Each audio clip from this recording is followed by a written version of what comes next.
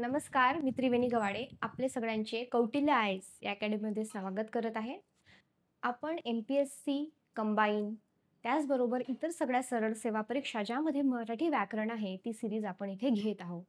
आणि अगदी सहज, साध्या, सोप्या पद्धतीने आपण मराठी व्याकरण घेणार आहोत. तर आज आपण पाहणार आहोत की स्वरांचे काही प्रकार. त्यामध्ये आपण पाहणार आहोत की ऱ्हस्व स्वर व दीर्घ स्वर म्हणजे नेमकं काय. तर आपण लहानपणापासून ऐकत आलो आहोत ऱ्हस्व दीर्घ, लहानपणी शिकलो असतो पण मनात मनात आजही अजूनही गोंधळ आहे की नेमकं ऱ्हस्व म्हणजे काय, दीर्घ म्हणजे काय आणि स्वरांचे प्रकार. त्याच्यामध्ये मग कोणते प्रकार आहे, नेमके ते कसे आहेत, त्याची उदाहरणं काय आहेत, तर ते आज आपण इथे लक्षात घेणार आहोत. चला तर मग बघूयात. बघा, आधी मी तुमचा जो काही डाऊट आहे म्हणजे बऱ्याच जणांना माहीत असेल, पण काही जणांचा गोंधळ असेल, काही जणांचं कन्फ्युजन असेल ते आपण दूर करूया. ठीक आहे?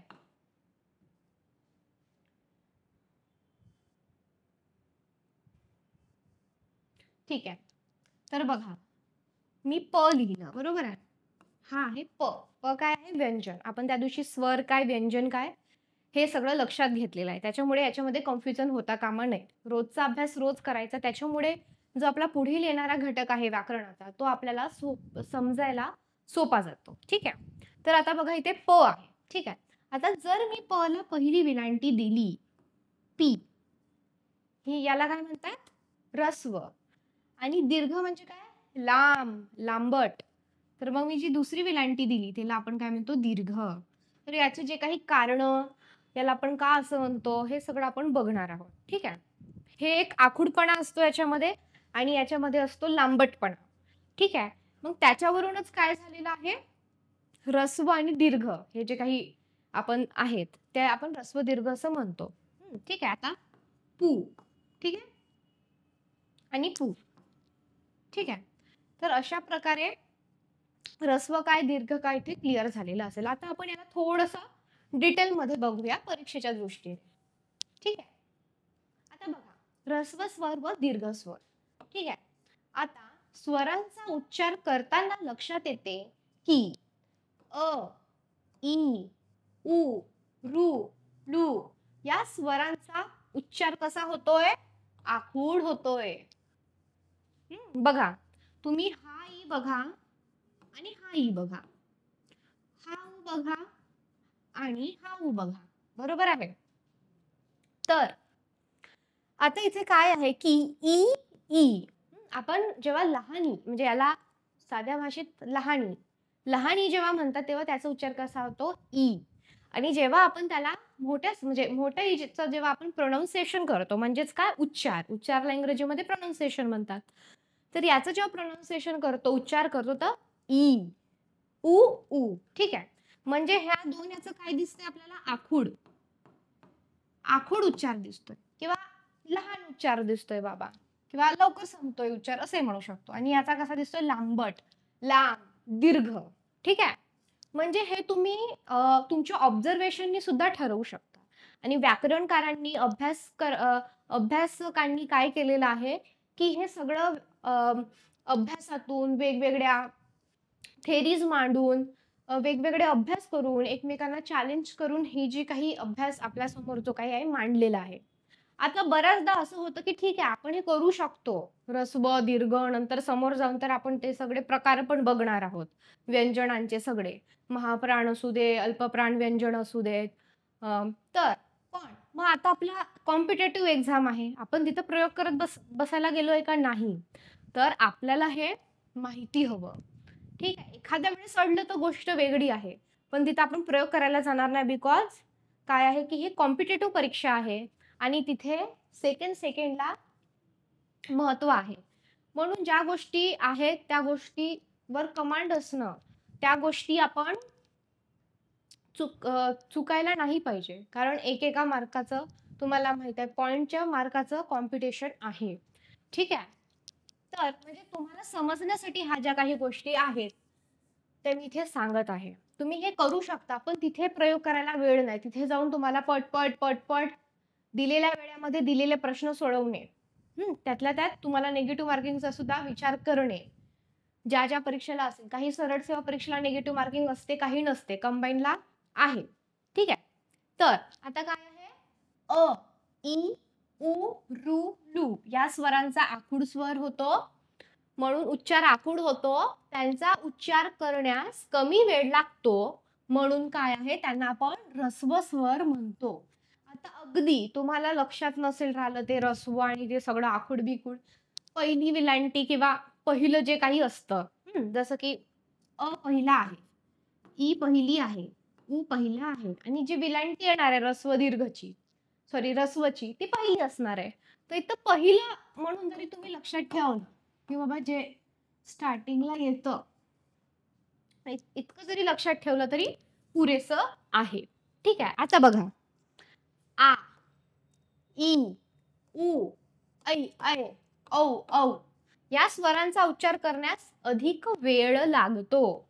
त्यांचा उच्चार लांबट होतो. आपण म्हणतो ना आ, आपण असं लगेच म्हणतो आ, असं म्हणतो का आ, असं नाही म्हणत, बरोबर आहे. तर आपण लगेच म्हणतो पण आला जरा थोडा वेळ जातो. कळते तुम्हाला? तर ह्या स्वरांचा उच्चार करण्यास अधिक वेळ लागतो. त्यांचा उच्चार लांबट होतो, म्हणून त्यांना आपण काय म्हणतो, दीर्घ स्वर असे म्हणतो. ए, ऐ, ओ, औ ह्या संयुक्त मराठी स्वरांची गणना दीर्घ स्वरांमध्ये होते. हा पॉइंट तुम्हाला महत्वाचा आहे. कधीतरी स्टेटमेंट फॉर्म मध्ये असं विचारला जाऊ शकतं. आता ते काय आपण बघणार आहोत.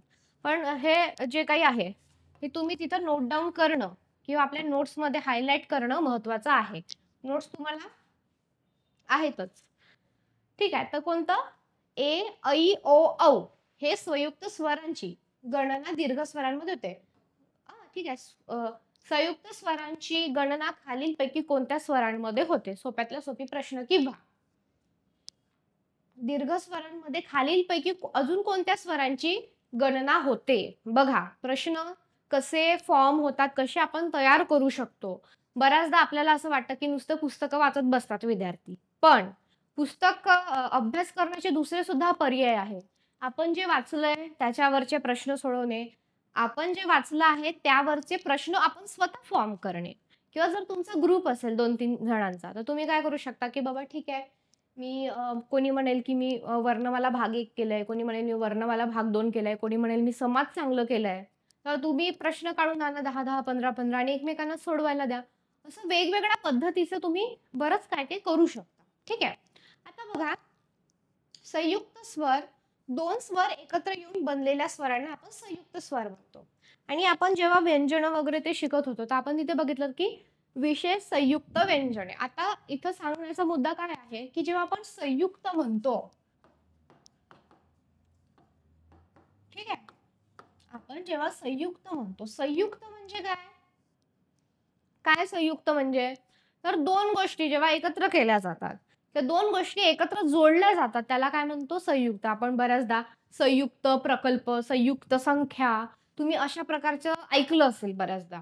ठीक आहे. म्हणजे दोन गोष्टी एकत्र जोडलेल्या किंवा केलेल्या, तर त्याला आपण काय म्हणतो, संयुक्त स्वर म्हणतो. ठीक आहे. आता बघा, ए, ऐ, ओ, औ हे संयुक्त स्वर आहेत. ते पुढील प्रमाणे तयार झालेले आहे. आता तुम्ही म्हणाल मॅडम संयुक्त स्वर, पण ते कसे, आपण ते बघूयात. आता दोन स्वर एकत्र जेव्हा झालेत, तर ते संयुक्त स्वर तयार झाले. स्वर आपण पाहिले, स्वरांची संख्या किती आहे एकूण, मराठी वर्णमालेत एकूण स्वर किती किती आहे, 14. बरोबर आहे. स्वर, व्यंजन, विशेषतः संयुक्त व्यंजन क्लिअर आहे. हे क्लिअर असणं गरजेचं आहे, त्याच्यानंतरच हा भाग समजणार आहे व्यवस्थित. नाहीतर तुम्ही ते पहिलं लेक्चर जाऊन पहा. ठीक आहे. हे क्लिअर पाहिजे, तोंडपाठ पाहिजे. स्वर इतके, व्यंजन इतके, वर्णमालेत एकूण किती हे आहे, त्याच्यानंतर तुम्हाला हे अधिकाधिक सोपं जाईल. नाहीतर मग असं विचारात पडाल की बाबा काय चाललेलं आहे. जसं गणितामध्ये असतं, गणित ग्रामर थोडंसं काही साम्य आहे. गणितामध्ये कसं असतं, तुम्हाला ते कळालं, समसंख्या काय, विषम संख्या काय आहे, त्यानंतर तो फॉर्म्युला काय आहे, त्याच्यानंतरच तुम्ही ऍडव्हान्स स्टेप्स कडे जाऊ शकता. त्याप्रमाणे काहीसं आहे हे. ठीक आहे. आता बघा, आता ए हा जो काही स्वर आहे, ठीक आहे, संयुक्त स्वर, त्यानंतर काय, ऐ, त्यानंतर काय आहे, ओ, त्यानंतर काय आहे, औ. बरोबर? क्लिअर इथपर्यंत? आता बघा, आता हे कसे तयार झाले? अ अधिक ई, लहान ई किंवा मोठा ई. हे अधिक आहे. बघा, ई लगेच म्हणून बघा. ऐ. लगेच म्हणायचंय माझ्या मागे. अधिक ई, ऐ.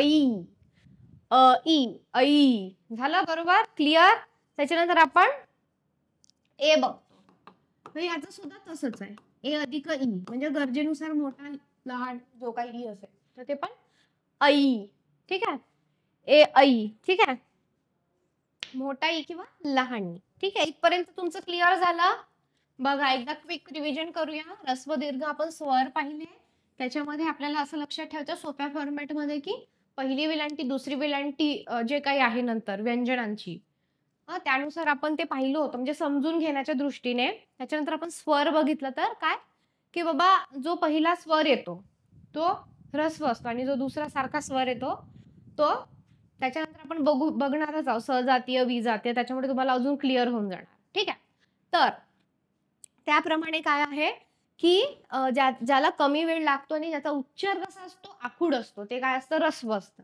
आणि ज्याचा उच्चार कसा असतो लांबट असतो आणि जे उच्चारायला ऱ्हस्वपेक्षा जास्त वेळ लागतो. असं जास्त वेळ म्हणजे काय 1 मिनिटं 2 मिनिटं असं नाही किंवा 1 तास असं नाही. ऱ्हस्वपेक्षा जास्त वेळ लागतो.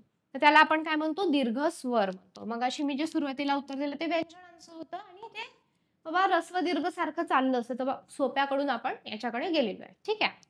चला तर आपण आता समोर जाऊयात. काही डाऊट असतील तर तुम्ही नंतर मला विचारू शकता. पण लेक्चर समजायला म्हणजे आता याच्या नंतरचं लेक्चर समजायला आधीचं लेक्चर अभ्यास करून ठेवणं किंवा ते अभ्यास करून येणं खूप गरजेचं आहे.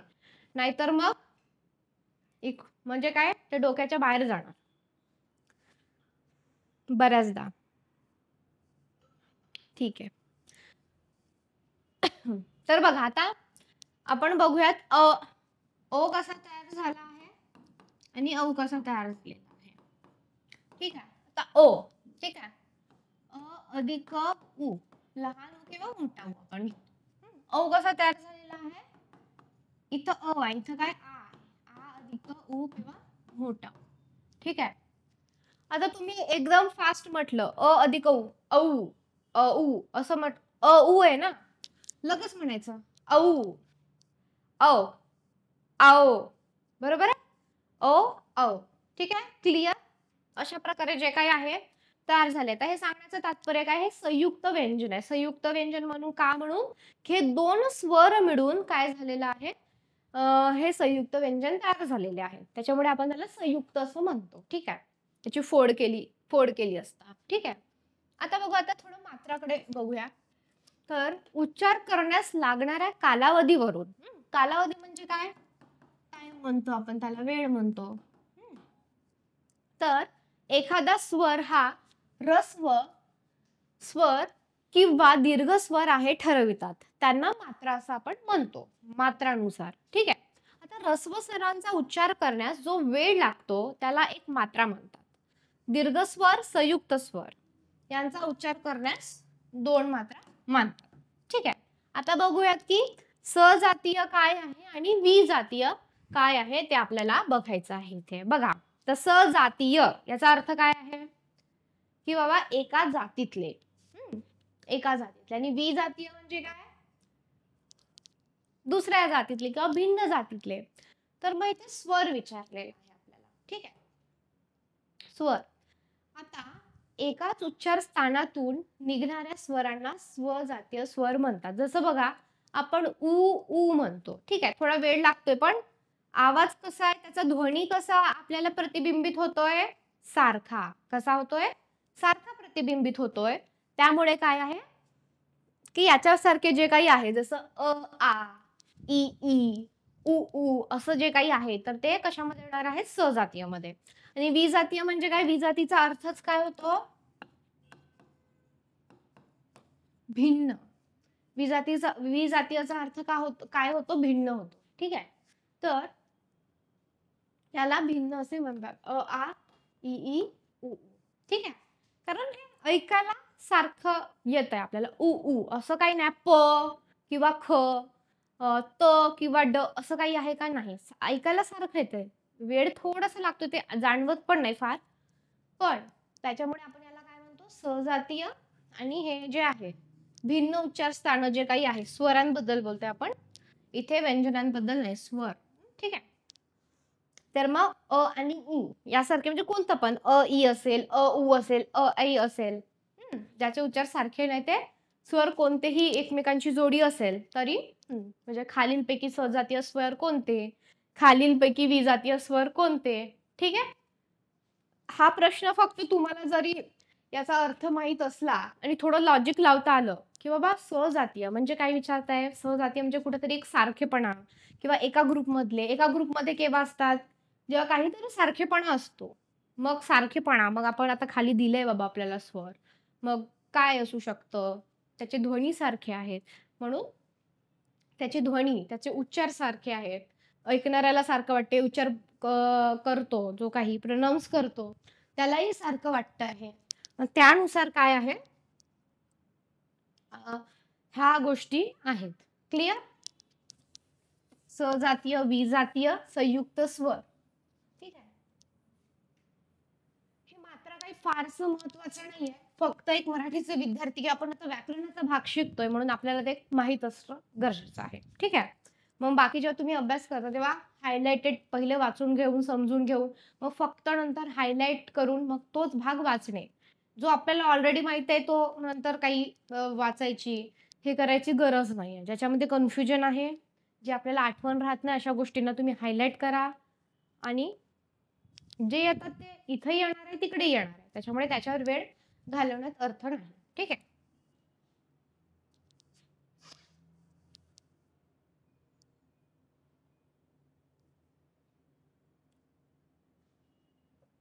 आता हे काय आहे? विजातीय.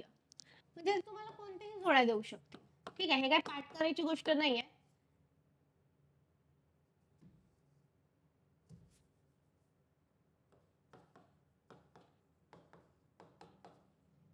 म्हणजे मला इथे उदाहरण द्यायचं झालं समजा. सजातीय. खालीलपैकी सजातीय कोणतं? विजातीय कोणतं? तो आहे अ, आ. लहान उ, मोठा उ, लहान ई, मोठी ई. ह्या प्रकारे. ए, ऐ अशा प्रकारे. ठीक आहे. आणि विजातीय म्हणजे कोणतीही जोडी लागेल. अ, ई ची जोडी लागेल. अ, उ ची जोडी लागेल. आ, ई ची जोडी लागेल. आ, उ ची जोडी लागेल. आ, मोठा उ ची जोडी लागेल. त्यानंतर उ, ई ची जोडी लागेल. उ, मोठ्याची. अशा प्रकारे एन नंबर्स ऑफ आपण त्या जोड्या तयार करू शकतो. फक्त लक्षात आपल्याला हेच ठेवायचं आहे, समजा प्रश्न जरी आला तरी, की बाबा ही आपल्याला कॉन्सेप्ट क्लिअर असणं गरजेचं आहे. मग काही आलं तरी आपल्याला हे काही पाठ करायची गरज नाही. उदाहरण सजातीय, विजातीयची जी टर्म आहे ही आपल्याला लक्षात घ्यायची गरजेची आहे. आता बघा व्यंजन. किती व्यंजन आहेत मराठी वर्णमालेत सांगा? व्यंजन म्हणजे काय सांगा? आपण व्यंजने पाहिली होती. सांगा किती व्यंजन आहे? 32 की 34? 34 व्यंजनं आहेत. ठीक आहे. आता आपण काय बघणार आहोत? व्यंजनांचे प्रकार बघणार आहोत. किती व्यंजनं ते पाहिली. क पासून. ठीक आहे. आता आपण काय बघणार आहोत? व्यंजनांचे प्रकार. व्यंजनांचे काय प्रकार आहेत. आता बघा स्पर्श व्यंजने. त्यानंतर आहे अनुनासिके, परस्वर, सवर्ण व्यंजने. ठीक आहे. आपण थोडंसं डिटेलमध्ये याला बघूया. ठीक आहे. तर बघा तर क, ख पासून म्हणजे हे लक्षात नाही ठेवलं तरी तुम्ही चालेल. म्हणजे क पासून म पर्यंत जे काही आहे किंवा आपण असं म्हणूही शकतो की ख पासून ते ब, भ पर्यंतच्या व्यंजनांना स्पर्श व्यंजने असे म्हणतात. तर तुम्ही म्हणाल मॅडम का? आम्ही त्यांना का म्हणायचं स्पर्श व्यंजने? तर बघा आता फुफ्फुसावाटे हवा तोंडाबाहेर पडताना जीभ, कंठ, कंठ म्हणजे काय? गळा, ताल, ज्याला की टाळू, तालू असंही म्हणतात. दात, दात सगळ्यांना माहित आहे. होठ, ह्या सर्व अवयवांना स्पर्श करते, तेव्हा हे वर्ण उच्चारले जातात. म्हणून त्यांना स्पर्श व्यंजने आपण म्हणतो. ठीक आहे. आता बघा, ठीक आहे. आपण श्वास घेतो. पण आपण जेव्हा बोलतो, तेव्हा आपल्याला थोडंसं म्हणजे तोंडामध्ये हवा येणं-जाणं आपल्याला ते एक जाणवत असतं. हां आणि जेव्हा आपल्याला धाप लागते, आपल्याला जेव्हा दम लागतो, जेव्हा आपण रन करतो, वर्कआउट करतो, काही करतो, तेव्हा आपल्याला जास्त ऑक्सिजनची गरज असते. मग आपलं नाक म्हणजे आपण तोंडावाटेही तो जो काही पुरवठा शरीराला करत असतो. बरोबर आहे. तर बोलताना काय होतं, की आपल्याला माहिती आहे आपण ऑक्सिजन घेतो आणि कार्बन डायऑक्साईड बाहेर सोडतो. तर ती हवा म्हणजे सांगण्याचं तात्पर्य काही हवेचं येणं-जाणं चालू असतं. नाकानंतर आपण तोंडाद्वारे पण घेत असतो हवा. ठीक आहे. तर आता हवा जेव्हा बाहेर पडते, तर तेव्हा कशा-कशाला ती लागते? लागते म्हणण्यापेक्षा स्पर्श करते जीभ, कंठ, टाळ म्हणजे टाळू. टाळू म्हणजे काय? की आपली जी जीभ असते, जिभेचा हा जो काही असा भाग असतो, असा वर्तुळाकार, अर्धवर्तुळाकार म्हणजे ही समजा जीभ आहे आपली. म्हणजे ड्रॉइंग काही फार चांगली नाहीये, पण ठीक आहे.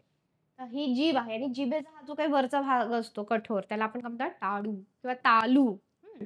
आता बघा काय आहे, मराठीमध्ये ळ आहे आणि संस्कृतमध्ये ल आहे. तर बऱ्याचदा व्याकरण जे काही आहे आपण मराठीचं, तर ते थोडं संस्कृत प्रचूर किंवा संस्कृत प्रचूर आहे. तर त्याच्यामुळं काय होतं, की कधी ळ येणार, कधी ल येणार. आपला जो काही प्रश्न पेपर आहे, म्हणजे क्वेशन पेपर, त्या क्वेशन पेपरमध्ये कधी ल येणार, कधी ळ येणार. तुम्हाला कन्फ्यूज व्हायचं नाहीये. कधी टाळू येऊ शकतो, कधी टालू येऊ शकतो, कधी ताल येऊ शकतो, कधी टाळ येऊ शकतो. तर त्याच्यामुळे तुम्हाला कन्फ्यूज व्हायचं नाही. ते त असू दे, ल असू दे आपल्यासाठी सारखे आहे. फक्त ते संस्कृत, मराठी असं जे काही आहे ते. ठीक आहे. तर मग आपण त्यांना काय म्हणतो? स्पर्श व्यंजने म्हणतो. आता तुम्ही क म्हणून बघा, क. थोडंसं तुम्हाला भास होतो, की हवा बाहेर जाते. क. जे तुम्ही असं त्याला जास्त ऑब्झर्वेशन लागेल. ठीक आहे. क, ख. थोडी हवा बाहेर जातानाचा आपल्याला फील येतो. ठीक आहे. म. ठीक आहे. अशा प्रकारे. क्लिअर? याची उदाहरणं हीच आहेत, की क, ख त्याच्या समोरची जी काही. आता बघूयात अनुनासिके, व्यंजने, ज्याला की परसवर्ण व्यंजनही म्हणतात. तर परीक्षेमध्ये कधी-कधी काय असतं, की आपल्याला दोन्हीही त्याचे आपण जे म्हणतो शब्द, एका याला काय म्हटलेलं आहे? आता जसं अनुनासिकेला परसवर्णही म्हटलेला आहे. तर त्याला तसंही म्हणतात, तेही सुद्धा माहीत पाहिजे. जसं आपण पाहिलं होतं, की आपली मराठीची जी काही लिपी आहे, हं. तर कोणती लिपी आहे मराठीची? देवनागरी. पण आपल्याला बाळबोध शब्द माहीत असणं गरजेचं आहे, कारण परीक्षेमध्ये बाळबोध विचारलं होतं. तर मग आम्हाला तर माहीत आहे मराठीची लिपी आणि मग बाळबोध कुठून आली? मग हे उत्तरच चुकीचं आहे आणि मग प्रश्नच चुकीचा आहे. असं करण्यात काही हे नाहीये. त्याच्यामुळं हे माहीत असणं तुम्हाला गरजेचं आहे. त्याचे समानार्थी किंवा त्याला समान अर्थाने काय-काय म्हणतात. ठीक आहे. तर बघा आता अनुनासिके परसवर्ण व्यंजने. ठीक आहे. आता वर्णमाला वगैरे आपला एक टॉपिक संपल्यानंतर याच्यावर कोणकोणते प्रश्न आलेले आहेत आपल्या कंबाईनच्या परीक्षेला, सरळ सेवाच्या भरतीला, अ, ते आपण बघणार आहोत. ठीक आहे नंतर.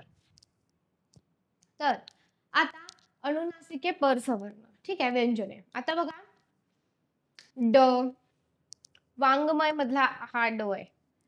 ड नाही म्हणत त्याला, त्याचा उच्चार वांग असा आहे. आपण असं लिहितो ना, आपण याला वाङ्मय वाचतो का? कोण याला वाङ्मय वाचते ह्या शब्दाला? हा काय आहे? वाङ्मय. हं. तर हा जो ग आहे म्हणजे त्याचा उच्चार असा ग सारखा आहे. तर याला कसं असतं एक ड त्याला मोडलेला असं ड सारखा आणि त्याला साइडला काय असतो एक टिंब असतं, एक अनुस्वार असतो असं म्हणू शकतो. तर त्याच्यातलं हे आहे. ठीक आहे. य, न, मोठा न, लहान न आणि म. तर ह्या वर्णाचा उच्चार करताना त्या वर्णाच्या उच्चार स्थानाबरोबरच नासिकेतून म्हणजे नाकातूनही होतो. म्हणून त्यांना जे काही आहे अनुनासिक वर्ण असं म्हटलं जातं. न, न, बाण, नळ अशा प्रकारचे जेव्हा तुम्ही शब्द उच्चारता, तेव्हा कुठून तरी तुम्ही बऱ्याचदा तुमच्या मित्र-मैत्रिणींनी तुमची मस्करी केली असेल. तू नाकातून गाणं म्हणजे गाणं म्हणताना तू नाकातून गाणं म्हणते, तू नाकातून बोलतोस वगैरे. तर अशा प्रकारे जे काही आहे, तर ते नासिकेतून कुठून तरी ते तुमची म्हणजे ते मस्करीच करत असतील, पण काही-काही लोकं जे आहे त्यांचे उच्चार आहे ते थोडंसं नासिकेकडनं असतात. पण आपली ही जी काही व्यंजन आहेत तर आपण हे जे आहेत तर आपण याचा जो उच्चार करतो तो हा नासिकेतून होतो. त्याच्यामुळे त्याला काय म्हणतात? अनुनासिक वर्ण. काय आहे? वाङ्मय. बघा ना, ग किती वेगळा वाटतो ना त्या वाङ्मय मधला. वाङ्मय वाङ्मय म्हणा बरं सगळ्यांनी. तो जो ग आहे ना, ग तो खूप वेगळा वाटतो आपल्याला उच्चार करताना. वाङ्मय, वाङ्मय. बरोबर आहे? त्यानंतर बाण, पाणी. त्यानंतर काय? मगर, मटार, मलकापूर. जे काय असेल अशा प्रकारे जे काही आहे ते. ठीक आहे? क्लिअर? तर मला तुमचं अनुनासिक व्यंजन जे काही आहे ते क्लिअर कट समजल्यासारखं झालेलं आहे. ठीक आहे? क्लिअर?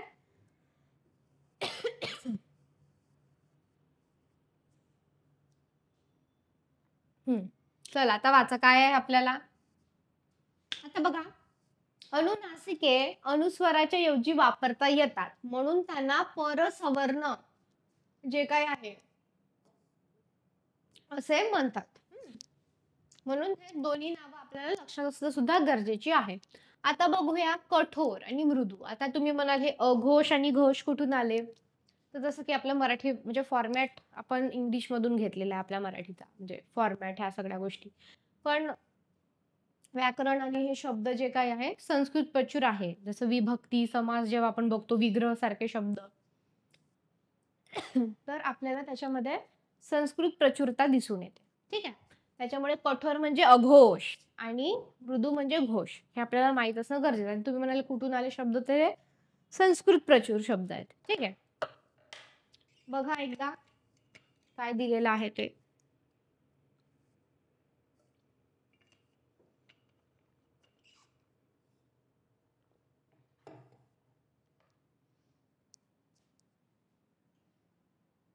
ठीक आहे? आता बघूयात. कठोर, अघोष. ठीक आहे? आता हे बघूयात म्हणजे काय? कठोर. कठोर शब्द असतात का हो? किंवा त्या जे काही व्यंजन आहे त्यांना कठोर शब्द देणं बरोबर ठरलंय का? ठीक आहे. तर बघूयात. तर बघा आता ज्या व्यंजनात उच्चाराची तीव्रता दिसून येते ती कठोर व्यंजने समजली जातात. ठीक आहे? कठोर व्यंजनात श्वास किंवा अघोष म्हणजे अघोषला किंवा कठोरला श्वास सुद्धा म्हणतात बरं का. श्वास सुद्धा म्हणतात. आपण याची उदाहरणं बघणार आहोत समोर. जरा थोडं ऍड हे झालं. ठीक आहे? तर कठोर व्यंजनाला श्वास किंवा अघोष वर्ण असे म्हणतात. म्हणजे काय? उच्चारांची तीव्रता. जसं मी म्हटलं क, प क्लिअर असं खटकिशी क्लिअर वाटतं. पण जर म्हटलं ग, ढ, ढ, ढ आहेस तू, ढ. ठीक आहे? तर ढ म्हटलं किंवा घ, क चा उच्चार कसा वाटतो आणि नंतर ग वगैरे हे कसे उच्चार वाटतात. म्हणजे याची तीव्रता आपल्याला लगेच दिसून येते किंवा त्याची स्पष्टता म्हणू शकतो किंवा तीव्रता म्हणू शकतो ह्या व्यंजनांची.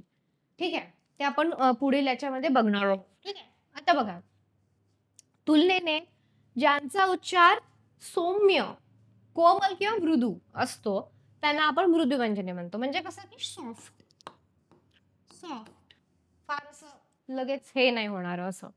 आता मृदू व्यंजनात नाद किंवा घोष वर्ण असं म्हणतात. ठीक आहे? आता कठोर वर्णास काय म्हणतात? श्वास वर्ण पण म्हणतात. ठीक आहे?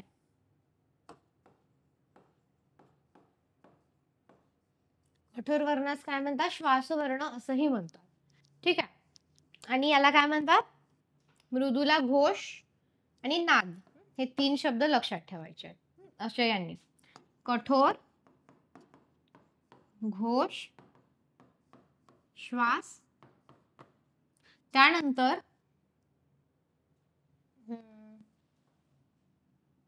मृदू, सॉरी तर अघोष लिहा. ठीक आहे? इथं काय येणार आहे? घोष येणार आहे आणि इथं काय येणार आहे? नाद. ठीक आहे? असं काही आलं तर हे एकच याच्यातलं आहे. हे तुम्ही इथे लक्षात घेतलं पाहिजे.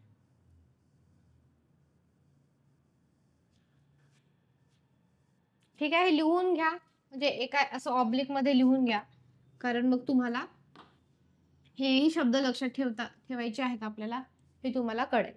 ठीक आहे, क्लिअर?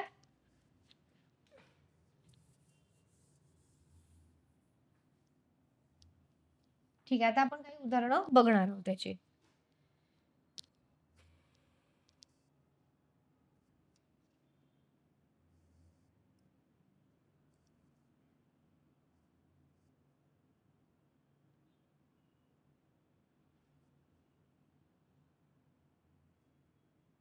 आता बघा, हा एक चार्ट आहे. ठीक आहे, म्हणजे असं चार्ट सारखं. ठीक आहे, तुम्हाला व्यवस्थित लाईन्स मारून कुठे काय आहे आणि नेमकं पाय मोडलेले वगैरे, ठीक आहे, हे आपल्याला इथं सगळं दिसणार आहे आणि आपण ते याचं स्पष्टीकरण मागच्या लेक्चरमध्ये देऊन झालेलं आहे. बघा, तर वर्ग, वर्ग म्हणजे आपण क क ख ग असं म्हणतो ना ते. ठीक आहे, च छ ज झ न, ट ठ ड ढ ण, त थ द ध न, प फ ब भ म असं जे काही म्हणतो ते. ठीक आहे, आता बघा, कठोर, याच्यात जास्त डोकं लावायची पण काम नाहीये. सोपी ट्रिक सांगते. सुरुवातीचे 2 अक्षर घ्यायची वर्गातली. जसं की आता समजा आपण असं म्हणतो. समजा असं आहे. क, ख, ग, घ, ड समजा. ट, ठ, ज, झ, या आहे. तर हे असं थोडंसं हे ठ आहे. हे सुरुवातीचं जे काही आहे त्याच्यावर थोडंसं आपल्याला लक्ष केंद्रित करायचं आहे, की बाबा जो काही वर्ग आहे क, च, ट, त, प चा, तर आपल्याला थोडंसं लक्ष देऊन ते अशा गोष्टी इथं आपल्याला लक्षात ठेवायच्या. सुरुवातीचे काही 2 जे काही व्यंजन आहेत ते आपल्याला इथं लक्षात ठेवायचे. ठीक आहे, आता बघा कठोर, ज्याला अघोष म्हटलेला आहे. आणि अजून कोणतं नाव आहे आपण जे मागच्या याला लिहून घेतलेलं आहे, आपण काय म्हणतो याला, श्वास. काय म्हणतो, श्वास. ठीक आहे, इथं काय आहे, मृदू घोष. आणि अजून काय नाव होतं, आठवणी लिहा. ठीक आहे, आता बघा, क, तर सुरुवातीचे 2 व्यंजन क ख कशामध्ये आले, कठोर. का कठोर, कारण याचा उच्चार कसा आहे, स्पष्ट आहे, किंवा उच्चारांची तीव्रता कशी आहे, जास्त. तीव्रतेला इंग्लिशमध्ये काय म्हणतात, तीव्रता. काय म्हणतात सांगा, इंटेन्सिटी. ठीक आहे, तर ही कशी आहे, क ख कशी आहे, जास्त आहे. आणि मृदू व्यंजनामध्ये कसे आहे, आता बघा, मी माझा उच्चार बघा, तुम्ही तिथं जिथं बसून आहे तिथं करून बघा, ग, घ. ठीक आहे, थोडं सॉफ्ट वाटतं. अगेन च, च ला काय आहे, च छ. मृदूच्या याच्यात काय, ज, झ, ज, झ, च. बघा, च ऐकायला कसा वाटतो आणि ज ऐकायला कसा वाटतो. ज थोडा शांत वाटतो, सॉफ्ट वाटतो. च, क, ग कसा वाटतो, थोडा शांत वाटतो, सॉफ्ट वाटतो ऐकायला. ठीक आहे, आता ट, मग ट, ठ. ठीक आहे, मृदूमध्ये कोणतं येणार, ड, ढ, न. ठीक आहे, त्याच्यानंतर त वर्ग, त, थ. ठीक आहे, त्यानंतर मृदूमध्ये काय येणार, द, ध, न. ठीक आहे, इथे बघायचं आहे लहान न आणि मोठा न हे जे काही आहे मृदू घोष व्यंजनामध्येच आहे. त्याच्यानंतर बघायचा प चा वर्ग, म्हणजे ठीक आहे, तुम्हाला वर्ग म्हणजे समजलं ना, की आपण जेव्हा वर्णमाला लिहितो तेव्हा असं लिहितो ना कंटिन्यू, क, ख, ग, घ वगैरे असं त्याप्रमाणे. प, फ, श, श, स. आता बघा, हे एकाच याच्यातले, आपण हे नंतर बघूयात. त्याच्यामध्ये बऱ्याच जणांना कन्फ्युज होते. हाय शहामृगाचा श, हाय षटकोनाचा श आणि हाय सस्याचा स.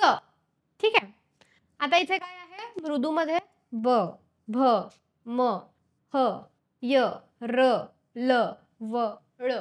ठीक आहे, क्लिअर?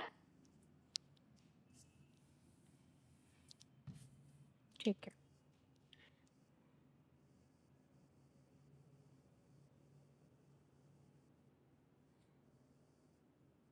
ओके. तर बघा, आता आपण बघूयात अर्धस्वर, ज्याला की अंत्यस्थ स्वर जे काही आहे असं सुद्धा म्हटलं जातं. ठीक आहे. आता बघा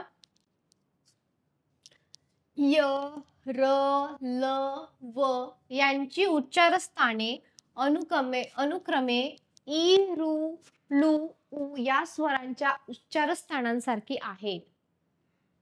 य बघा य,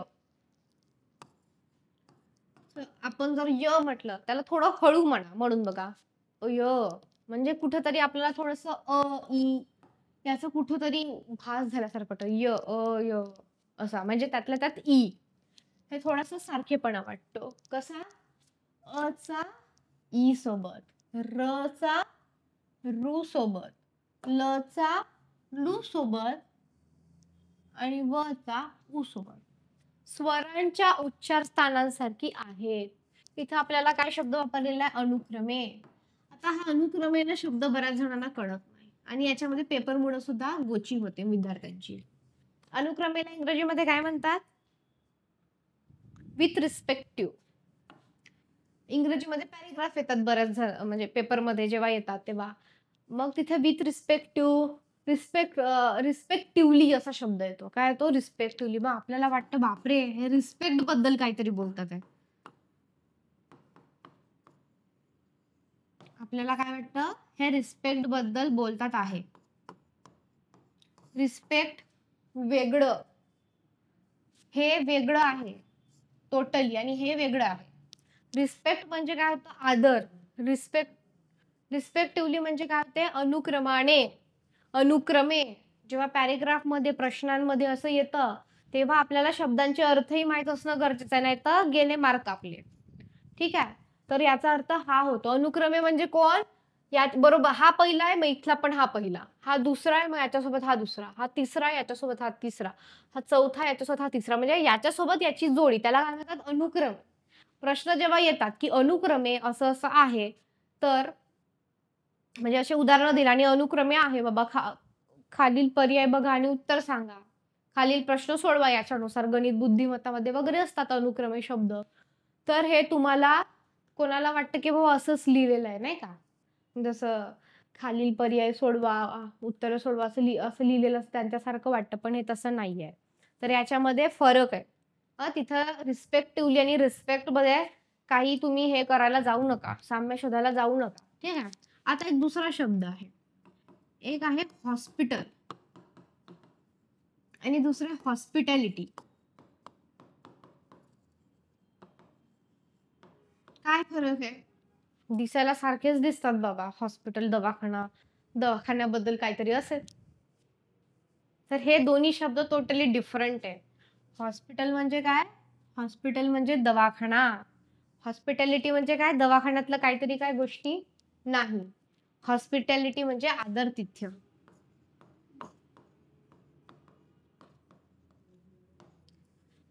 तिथली हॉस्पिटॅलिटी खूप चांगली आहे बाबा. त्या रेस्टॉरंटची हॉस्पिटॅलिटी, त्या हॉटेलची हॉस्पिटॅलिटी खूप चांगली आहे.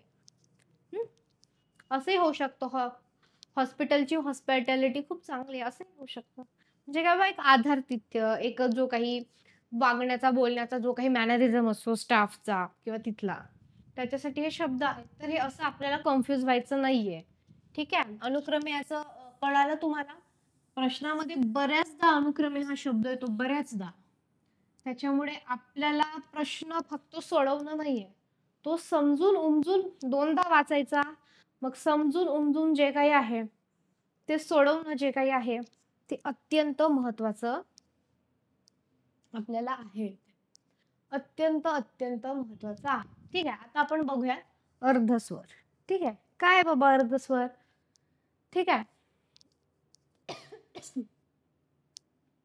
तर बघा, आता संधी होताना या स्वरांच्या जागी वरील व्यंजने किंवा व्यंजनांच्या जागी स्वर येतात. ठीक आहे. आता आपण बघूया की नेमकं यांना काय म्हणायचं. ठीक आहे. आता आपण समजा अत्यंत हा शब्द घेतला, अत्यंत, आणि आपण याला फोडलं ह्या शब्दाला. ठीक आहे. अतिअंत ह्या प्रकारे त्याची फोड केली. ठीक आहे. तर आपल्याला जेव्हा आपण हे शब्द उच्चारतो तेव्हा ई आधी आणि अ नंतर, म्हणजे काय? म्हणजे आपण पाहिलं होतं की ई जी काही आहे तर ती कशासारखी भासते, याच्यामध्ये पाहिलं होतं वर, ती य सारखी भासते, बरोबर आहे. तर ई अ आणि तर आपल्याला माहिती आहे, आपण जेव्हा व्यंजन बघतो तर ते व्यंजन काय ती स्वतंत्र असतात का, नाही, तर ती स्वरांचा आधार घेऊन किंवा त्याच्यात स्वरही असतात, बरोबर आहे. अगदी. तर या प्रकारचे जे काही स्वर आहे की बाबा संधी होताना स्वरांच्या जागी जे काही किंवा व्यंजनांच्या जागी जे काही स्वर येतात, तर म्हणजे व्यंजनांच्या जागी स्वर, स्वरांच्या जागी व्यंजन. त्यातल्या त्यात काय आहे की बाबा व्यंजनांच्या जागी स्वर. जसं हे आहे समजा, य आहे. यच्या जागी काय येणार? ई. च्या जागी काय येणार? र. च्या जागी काय येणार? ल. अगदी ह्याप्रमाणे. ठीक आहे. अगदी काय आहे? ह्याप्रमाणे. तर हे अर्धस्वर, अंत्यस्थ स्वर मध्ये येतात. ठीक आहे. सॉरी, व्यंजने. व्यंजने बघतो. ठीक आहे. आता नेक्स्ट. आता बघा, काही उदाहरणं बघूयात आपण याच्यातली. तर रू अधिक अ बरोबर र अधिक अ. तर रूच्या ठिकाणी आपण र का घेतला, कारण हे बघा, हे आपल्याला लक्षात ठेवायचं आहे. आपण पाहिलंय की रूचा आवाज र सारखा आहे. लू, तर लू आहे. ठीक आहे. लूचा आवाज ल सारखा आहे. तर त्याच्यामुळे, ठीक आहे, हे आकृती आहे. आकृती लू हा वर्ण. ठीक आहे. आता उष्मे घर्षक म्हणजे काय? आता घर्षक नावावरूनच घर्षण, ज्याला आपण इंग्रजीमध्ये फ्रिक्शन असं म्हणतो. फ्रिक्शन झालं. फ्रिक्शन म्हणजे घर्षण, घासल्या जाणं, जे काही होतं. तर आपण बोलताना काही जे व्यंजन असतं ना, ते कुठंतरी असं घासल्यासारखं त्याचं हे येतं. जसं की उदाहरणार्थ, उष्मण म्हणजे वायू. ठीक आहे. तर मुखावाटे जोराने उसासा बाहेर, म्हणजे असं धाप बाहेर पडल्यासारखं, उसाचा बाहेर पडल्यासारखं केल्याप्रमाणे याचा उच्चार होतो. आणि हे कशामुळे होतं? घर्षण म्हणजे काय? घासणे. आता समजा मी हात आणि हात घेतला, तसा मी हे केला, म्हणजे घासला एकमेकांना. किंवा आपण गाडी चालवतो तर ते टायर आणि जी काही जमीन असते, समजा रोड असतो, ती गाडी पण का चालते? त्या घर्षणामुळे चालते. का ती डगमगत नाही, स्मूथली पण नाही चालत खूप, पण चालते. तर ती त्याला एक फ्रिक्शनल फोर्स, ज्याला आपण घर्षण बल असं म्हणतो, ते ही असतं. तर ठीक आहे. आता घर्षणामुळे काय होते? उष्णता निर्माण होते. याचे अनेक फिजिक्समध्ये खूप आहे डिटेलमध्ये, पण आपल्याला हे मराठीमध्ये तेवढ्यापुरती वापरून घ्यायचंय. म्हणून त्यांना आपण काय म्हणतो? उष्मेवर म्हणतो. आता उष्मेवरांचं उदाहरण काय आहे? श, श, श आणि स. ठीक आहे. श, स आणि स जे काही आहे, तर याला आपण काय म्हणतो? उष्मेवर्णे असं म्हणतो. काय म्हणतो आपण त्याला? उष्मेवर्णे असं आपण त्याला म्हणतो. ठीक आहे. तर यांचा समावेश कठोर वर्णांमध्ये होतो. ठीक आहे. आपण हे जे उष्म जे काही आहेत, घर्षण व्यंजने,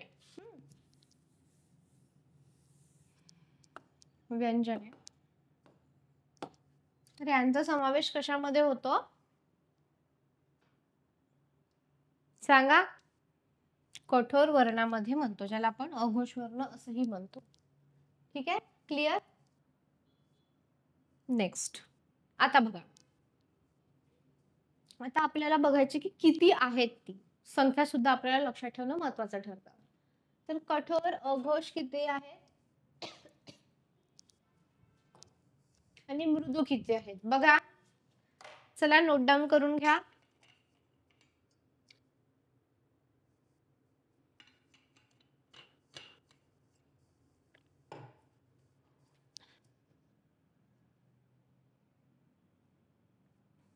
बघा, कठोर अघोष व्यंजने 13, तर मृदू घोष व्यंजने किती आहेत? 21 आहे.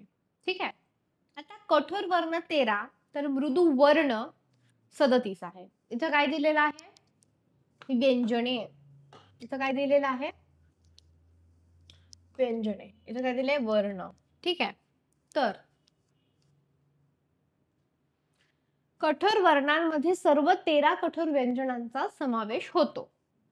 व्यंजने 10, जसं की क, ख, च, छ, ट, ब, थ, थ, प, फ. तर महाप्राण. महाप्राण आपल्याला अजून एक महत्वाचा घटक आहे किंवा तो टॉपिक आहे. बघा आता. आता बघा महाप्राण 3 आहे. आपण ते बघणार आहोत समोर काय आहे. पण आधी थोडं बघून घेऊया आता. श, स. स इथं स आहे. हे मृदू वर्णांमध्ये सर्व स्वर, स्वरादी व मृदू व्यंजनांचा समावेश होतो महाप्राणमध्ये. स्वर 14 त्याच्यामध्ये अ पासून य पर्यंत. त्यानंतर स्वरादी. स्वरादी आपण आता महा असं देत ना, आपण त्यांना चिन्हाने दाखवतो. का चिन्हाने दाखवतो आपण त्यांना? कारण आपल्याला आपण शिकलो आहे की ते कशासोबतही आहा होऊ शकतात. जसं आपण उदाहरण पाहिलं होतं, पतंग आहे, कंकर आहे, पैंजण या असे एक्सेट्रा. ठीक आहे. आता मृदू व्यंजन आहे. मृदू व्यंजनामध्ये काय ग, घ, ड, ज आहे, झ आहे, ड आहे, ध आहे, न आहे, द आहे, द आहे, ब आहे, भ आहे, म आहे, छ आहे, र आहे, ल आहे, व आहे, ळ आहे. आता हे सगळं समजून समजून लक्षात ठेवायचं आहे. तुम्ही म्हणाल मॅडम आम्ही कसं पाठ करू? मी तुम्हाला ट्रिक तर सांगितलीच आहे की कसं. ठीक आहे. असं आता समजा 2 गोष्टी असेल. एक आहे कठोर आणि दुसरी आहे मृदू. बरोबर आहे? एक आहे कठोर, दुसरी आहे मृदू. तर बघा आता 2 ऑप्शन आहेत आपल्याकडे.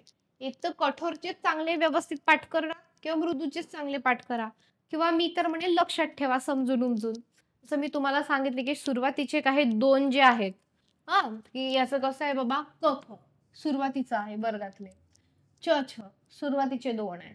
हे क्लिअर झाले का? मग हे एवढं पाठ झालं किंवा एवढं समजून घेतलं तुम्ही की बाबा काय वर्ग म्हणजे मी तुम्हाला सांगितले किंवा आपण जे म्हणतो वर्णमालातली व्यंजन त्याच्यातले सुरुवातीचे जे काही 2-2 आहेत ते लक्षात ठेवायचे फक्त. उरलेले काय असणार आहे मग? काय आहे उरलेले? मग तुम्ही असं प्रकारे तुमचं डोकं वापरून, तर्क वापरून, लॉजिक वापरून, वेगवेगळ्या प्रकारच्या ट्रिक्स वापरून हे लक्षात ठेवायचं. तुम्ही किती पाठ केलं तुम्हाला खूप कन्फ्यूज होणार आहे. हे लिहून घ्या. खूप कन्फ्यूज होणार आहे. त्याच्यामुळे असं तर्क लावून तुम्ही लक्षात ठेवलं की वेळही वाचणार तुमचं, तुम्हाला कन्फ्युजही होत नाही आणि ते खूप दिवसापर्यंत तुमच्या लक्षात राहील. म्हणून कठोर जे काही आहे व्यंजन ती व्यवस्थित ठेवली लक्षात. त्याचं समजून उमजून लक्षात ठेवली की हे लक्षात ठेवायची काही गरज नाही. तुम्ही बरेच प्रश्न काय करू शकतात? Eliminating method. एलिमिनेटिंग मेथड म्हणजे काय?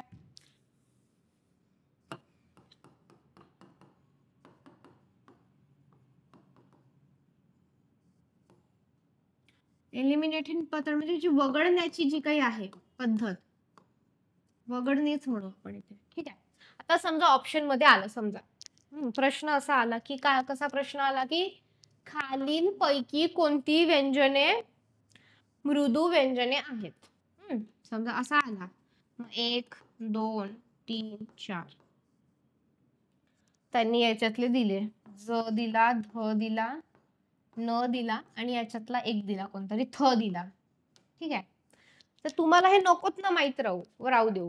तुम्हाला हे माहित आहे ना, मग तुम्ही म्हणाल की मी तर बाबा व्यंजने व्यवस्थित केली. ते कठोर व्यंजनामध्ये ज कुठं दिसला नाही मला किंवा येत नाही. ध पण कुठं येत नाही. न पण कुठं दिसला नाही. तुम्हाला जरी नाही माहित आहे, मृदू व्यंजन तुम्ही पाठ नाही केलं, तुम्हाला नाही माहिती, आठवत नाहीये, तरी तुम्हाला हे व्यवस्थित आठवतं तरी तुम्ही उत्तराच्या जवळ जाऊ शकता अगदी. हे तुम्ही लॉजिक ट्रिप डेव्हलप करा. प्रत्येक गोष्ट काही पाठ करून अभ्यास करून होणार नाहीये. त्याच्यामुळे तुम्हाला तुमचे हे लॉजिक्स तुमचे डेव्हलप करणं गरजेचं आहे अगदीच. ठीक आहे. अशा म्हणजे हे उदाहरण आहे की बाबा अशा प्रकारे म्हणजे असे कोणते येऊ शकतात. ठीक आहे. नेक्स्ट आता बघूयात महाप्राण अल्पप्राण जे की एक महत्वाचा घटक आहे. तर बघा महाप्राण व अल्पप्राण व्यंजने. तुम्हाला असं वाटते बापरे प्राणाविषयी काय सांगते, म्हणजे जीवाविषयी सांगायचं आहे का काय, असे कोणते वर्ण आहे वगैरे. तर बघा इकडे लक्ष द्या. महाप्राण आणि अल्पप्राण व्यंजने आपण आता बघणार आहोत. ठीक आहे. व्यंजन तर व्यंजन, स्वर तर स्वर. व्यंजनाच्या ठिकाणी स्वर करायचे नाही, स्वरांच्या ठिकाणी व्यंजन करायचे नाहीत. ठीक आहे. त्याच्यामुळं स्वर, व्यंजन, स्वरादी क्लिअर आपलं विशेष व्यंजने क्लिअर पाहिजे. ठीक आहे. आता बघा. आता सगळ्यांनी म्हणा हं, असं म्हणा बरं. हं.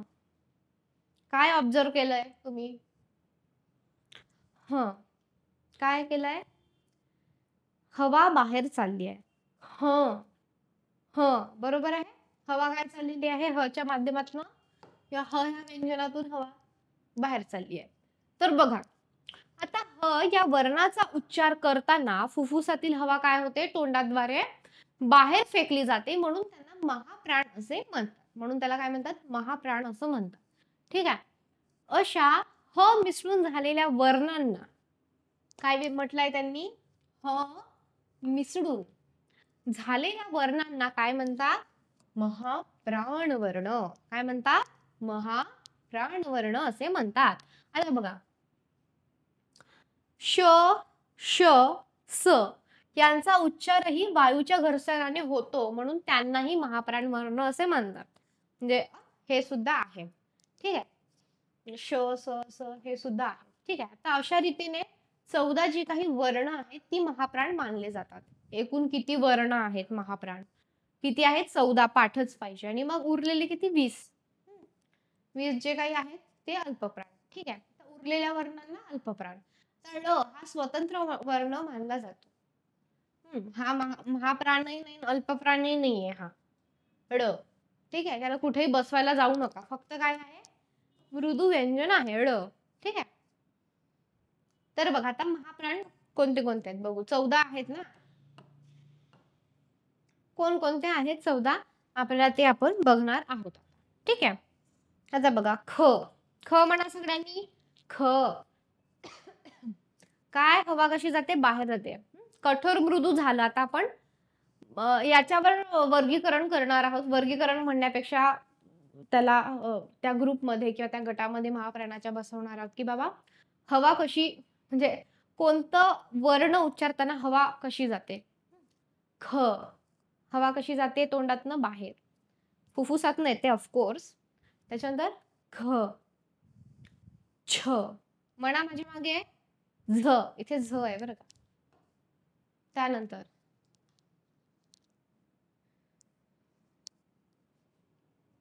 चला हे सगळे म्हणा आणि कोणत्या याच्यात हवा बाहेर नाही जात मला सांगा. वगळून सांगा बरं, कोणत्या याच्यात हवा बाहेर जात नाही. त्याच्यातला एक असा वर्ण आहे की ज्याच्यामध्ये उच्चार करताना हवा बाहेर जात नाही, तो शोधून काढायचा आहे. मग बघू तुम्हाला किती समजलंय म्हणून. चला. ख. माझ्या मागे म्हणायचंय किंवा माझ्यासोबत म्हणायचं. ख. घ. छ. झ. हे झू झाले चुकून. झ आहे. ठीक आहे. झ. व. व असं म्हणतोय का आपण?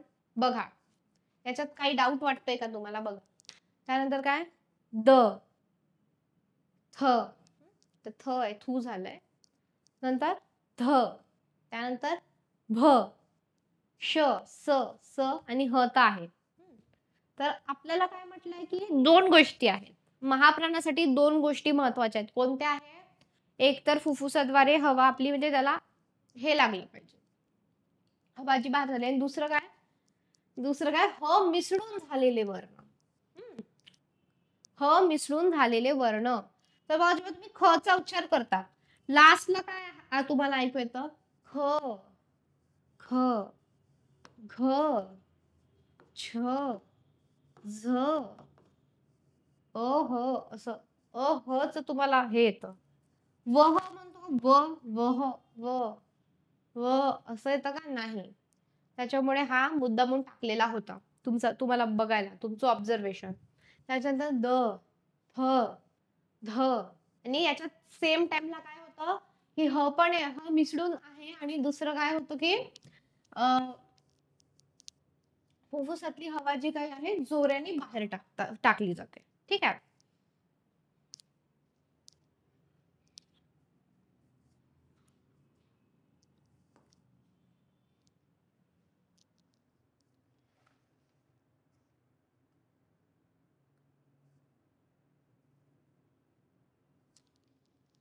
ठीक आहे. तर याच्या ठिकाणी इथे वच्या ऐवजी इथे ठ येणार. ठीक आहे. हा इथे एक्स्ट्रा दिला होता, ठ येणार. ठीक आहे. आता अल्पप्राण. अल्पप्राण याच्या अपोजिट अल्पप्राण किंवा उरलेले बाकीचे उरलेल्या वर्णांना आपण अल्पप्राण वर्ण म्हणतो. त्याच्यामध्ये काय येणार आहे? क, ग, च, ज, ट. ठीक आहे. त, ई, हे आहे ड. याचं हे इथं असायला पाहिजे. ठीक आहे. ड. ठीक आहे. त, द, प, ब, य, ल, व, य, य, न, न. ठीक आहे. महाप्राण, अल्पप्राण हे महत्वाचे आहे. आपल्याला याच्यावर प्रश्न विचारलेले आहे. पाठ पाहिजे. अंडरस्टँडिंग करून पाठ कराल तर किंवा लक्षात ठेवाल तर प्रश्न चुकणार नाही. नुसती घोकमपट्टी करायला जाणार तर प्रश्न चुकण्याची शक्यता आहे. क्लिअर? Next page.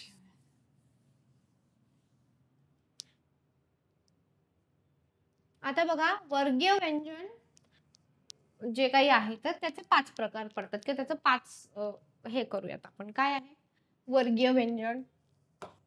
काय आहे? क, च, ट, त, प. आता सोपी आहे. वर्गीय व्यंजन म्हणजे काय की आपण जेव्हा वर्णमाला लिहितो, ठीक आहे, एकाखाली एक एकाखाली एक असं लिहितो ना आपण. मी तुम्हाला मागं वर्णमाला दाखवली होती, बरोबर आहे. तर मग क पासून सुरुवात होते. क, ख, ग, घ. ठीक आहे. मग नंतर च पासून सुरुवात होते. काय होते च पासून सुरुवात? च, नंतर काय तर च नंतर च, छ, हा, त्यानंतर ट, ठ, त, प. तर हे जे सुरुवातीचे जे काही आहेत वर्ण व्यंजन, तर त्याच्यानुसार आपण काय केलंय? 5 वर्ग केले. म्हणजे तुम्हाला क्लिअर झालं का? आपण अशी वर्णमाला घेतली तर व्यंजन लिहित होतो आपण, बरोबर आहे. तर कसं लिहित होतो? क, ख, ग,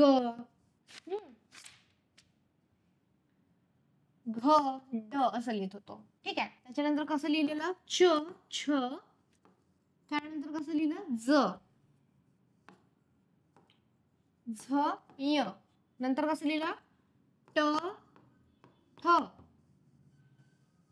ड, ढ, न. त्यानंतर काय आहे? त, थ. थ नंतर काय येतं? द, ध, न. ठीक आहे. आता हे जे काही आहे, ठीक आहे. त्यानंतर लिहिलं प. प नंतर फ. फ नंतर काय येते?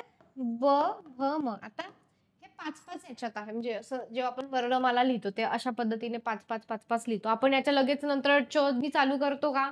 नाही. ते एक लिहिण्याची याची पद्धत आहे की बाबा 5-5-5 नंतर मग 3-2 असं लिहितो आपण. ठीक आहे. तर आता बघा हे वर्ग कसे झाले आहे? हे जे घेतलेत ना सुरुवातीचं क, च, ट, त, प. क्लिअर? तर याच्यानुसार हे जे काही 5 वर्ग आहेत आणि मग याच्यापासून समोरचे जे आहेत ते व्यंजन चालू होतात. हे कळालं? कन्फ्युजन नाहीये काही? तुमचे काही डाऊट्स असतात तर मला तुम्ही नंतर विचारू शकता. क्लिअर? आता बघा, स्फोटक व्यंजनांच्या थोडं डबल नाही, सॉरी, इथं गॅप पाहिजे होती. ओके. तर स्फोटक व्यंजनांचा उच्चार करताना हवा अळून जोरात बाहेर फेकली जाते तेव्हा स्फोट होतो, म्हणून त्यांना आपण स्फोटक व्यंजने म्हणतो. ठीक आहे. आता स्फोटक व्यंजन म्हणजे काय? क, ट, त, प, ग, ड, द, ब. स्फोटक व्यंजने. काय? हवा अळून जोरात बाहेर फेकली जाते. आणि अर्धस्फोटक मध्ये ख, च, छ,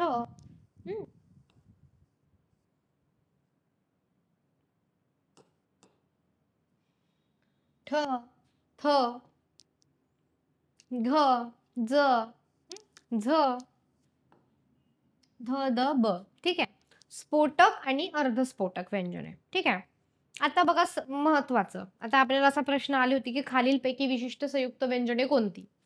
ओके. तर 2च व्यंजन आहेत, ते आहे श आणि ज्ञ. आता आपल्याला काय आहे? मागच्या पण याच्यात म्हटलं होतं की मी तुम्हाला नंतर सांगेल आपण जसं जसं शिकू समोर जाऊ. तर काय आहे बाबा? का त्यांना असं विशेष संयुक्त व्यंजनाचं हे करतो बघा. आता आपण जेव्हा उच्चार करतो कसा हळू एकदम उच्चार करूया. क श य क्ष, क श य क्ष असं येतो बरोबर आहे. ञचा उच्चार करताना कसं येतो द द न य असं ज्ञ द न य ज्ञ असं येतो बरोबर आहे. तर याच्यामध्ये काय आहे ना की व्यंजने जास्त आहेत, 2 पेक्षा जास्त व्यंजने आहेत आणि एक स्वर लागलेला आहे. म्हणून आपण काय म्हणतो की त्याला विशेष संयुक्त. संयुक्त म्हणजे मी तुम्हाला सांगितलं होतं संयुक्तचा अर्थ काय आहे. संयुक्तचा अर्थ संयुक्तचा अर्थ काय आहे.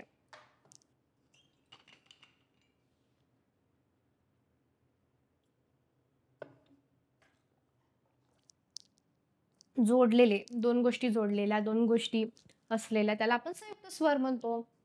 मग जेव्हा आपण ह्या क्षची फोडणी करतो किंवा फोड करतो तर आपल्याला काय काय हळूहळू जेव्हा आपण त्याला क्ष म्हणतो तर काय काय आठवतं आपल्याला. क त्यानंतर श आणि काय आठवतं य. 2 व्यंजने अधिक स्वर हे काय झाले संयुक्त झाले ना. तर क्ष व ज्ञ मूलध्वनी आहेत असे वाटते, प्रत्यक्षात ती विशेष संयुक्त व्यंजने आहेत म्हणून त्यांचा समावेश वर्णमालेत आपण करत नाही. ठीक आहे. ज्ञ मध्ये काय आहे द न य अधिक अ अशी काय आहे ज्ञची फोड आहे. नंतर आपल्याला आकार विल्य वगैरे हे सगळं शिकायचं आहे. आपल्याला त्यावर प्रश्न आहेत. ठीक आहे. आकार विल्य क्रम जसं आपण इंग्रजीमध्ये लहानपणी 10वी पर्यंत 2-2, 3-3, 5-5 मार्काला सोडवत आलेलं त्याला काय म्हणतो आपण अल्फाबेटिकल ऑर्डर जे काही आहे.